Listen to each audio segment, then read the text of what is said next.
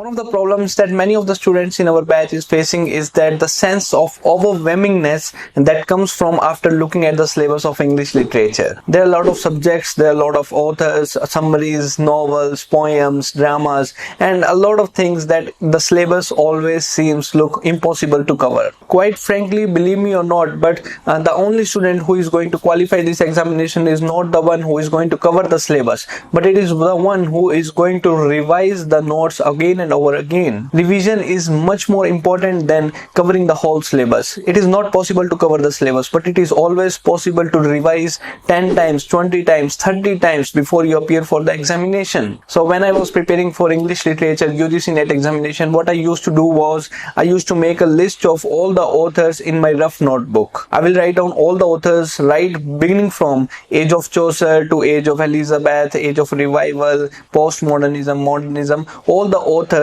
from the beginning of Age of Chaucer to Postmodernism. And every single day, every morning for 1 hour, I used to write down the works through my memory. I simply look at the authors and then I try to write down whatever I can recall from my memory, what all are the works that I can recall from my memory from that particular author. As soon as I wake up in the morning, I did this activity for 6 months. I was not waiting for the last 1 or 2 months to revise the subject.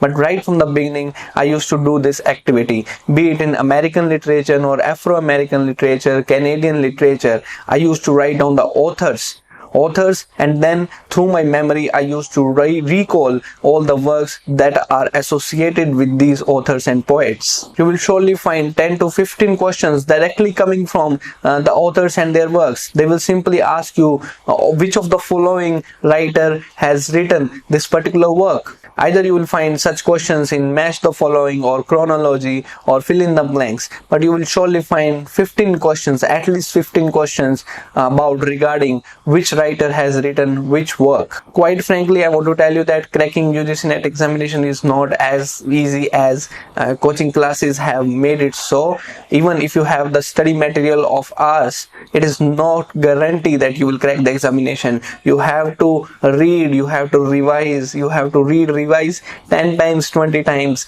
before appearing for the examination. There is no shortcut. If it was easy, then everyone would have that NET certificate, but just a few students get NET certificate every year in English literature.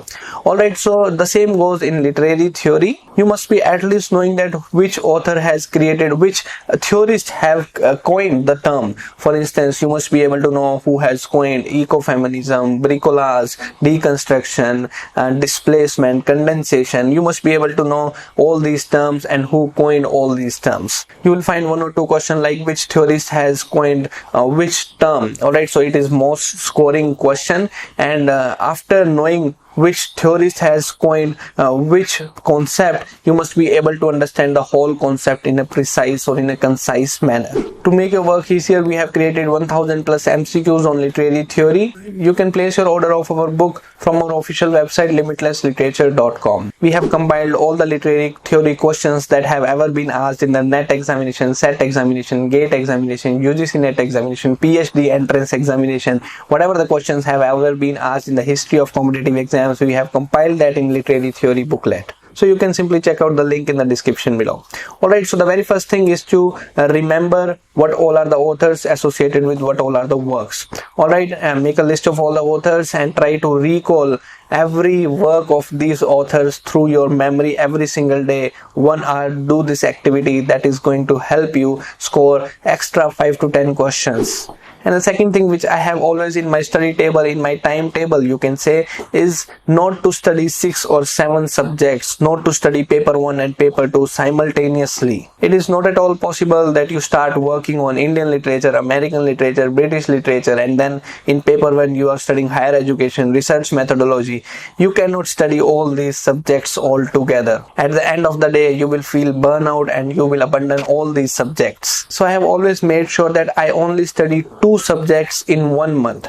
So if I studied British literature or if I have started literary theory, these 2 subjects, then I'm going to study these 2 subjects for the next 30 days. I never work on more than 2 projects at one time. In the past few weeks, you see there is no YouTube video I have uploaded on this YouTube channel because I was working on a book. I was working on literary theory MCQ booklet that we are providing right now. And the second project that I was working on was designing the website limitlessliterature.com, which I have designed by myself. Alright, so I have always focused on 2 projects at a time. When I was preparing for UGC-NET examination, at that time also I was focusing on 2 subjects at one particular time. It is only through working on one project at a time you are going to complete that project. Do not get into the trap of covering the syllabus. It is not possible to cover the syllabus at all. Make sure whatever you study, that gets on your fingertips. And the third thing which significantly improved my focus, which significantly improved my studies, was setting the priorities. My aim was to crack UGC-NET in English literature, and outside this aim, whatever comes is just a distraction. If I'm going outside and doing shopping, or if I'm going outside and doing parties, if I'm going to attend my friends, if I'm going and attending the marriage ceremonies of my relatives, then I think that is the distraction for me. My goal is to crack UGC-NET examination, and my whole focus must be on that particular task. If I am binge watching a Netflix series, if I am binge watching comedy shows here on YouTube, then it simply means that I am not so much serious about my goal of cracking NET examination. And most importantly, you should be able to understand what you should not do throughout the day. If you really want to crack this examination, you will surely find a way to crack this examination. Otherwise, people are always standing there with their excuses that why they failed to crack this examination or why they are rejected in their career. Alright, so this is all I have to share in this video. I hope you found the video worth your time. Do not forget to subscribe the channel if you are new to this channel. That's it for this video. Thank you.